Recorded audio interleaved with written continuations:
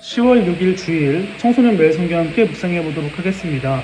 오늘 본문은 열왕기하 9장 1절로 19절까지의 말씀입니다. 아시리아로 인해 남유다는 긴장감 속에 있습니다.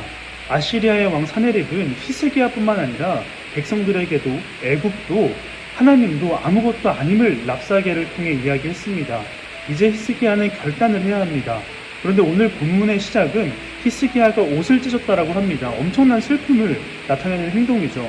그러나 슬퍼한 것만은 아닙니다. 옷을 찢고 나서 베옷을 입었다라고 하는데 회개할 때 입는 옷입니다. 슬퍼하고 주저앉는 것이 아니라 회개하며 하나님께 나아간 것입니다. 그리고 자신의 신하들을 이사야에게 보내서 기도를 요청합니다. 이사야는 히스기야의 부하들에게 아시리아의 왕 사네립은 남유다를 공격하지 못하고 자신의 나라로 돌아가게 될 것이고 결국 죽게 될 것이라고 말합니다. 이 말은 이루어질까요? 사네립은 에티오피아의 왕이 자신을 공격할 것이라는 이야기를 들었습니다. 어쩔 수 없이 남유다에서 자신의 군대를 철수해야 합니다. 그러나 그냥 가지 않고 또다시 신하들을 보내서 남유다를 협박하기 시작합니다. 하나님은 사네립이 남유다를 바로 공격하지 못하도록 돕고 계신 것입니다. 이제 히스기야는 이 모든 소식을 듣고 기도하기 시작합니다. 기도의 내용을 보니까 지금 자신이 처한 상황을 하나님께 분명하게 아릅니다. 더 나아가 하나님이 어떤 분인지를 확실하게 고백하고 있죠. 자신들을 구원해 주실 분이라는 것도 온 땅의 주인이시라는 것도 무엇보다 유일한 한 분이심을 고백하고 있습니다.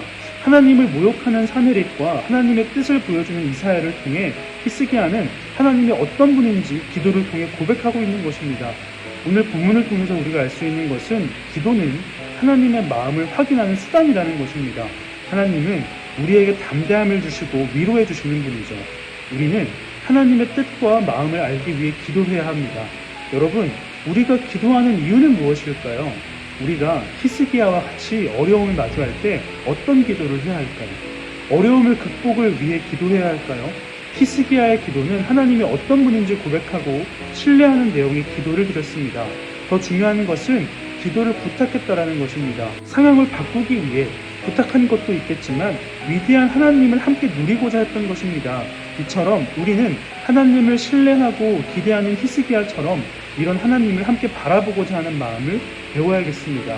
오늘은 주일입니다. 세상의 기준과 같이 문제를 벗어나고 더 나아지기 위해 기도하는 것이 아니라 하나님의 마음을 알고 감사를 느낄 수 있도록 기도하고 서로를 위해 또 기도해 줄 수 있는 청소년부가 되기를 간절히 소망합니다.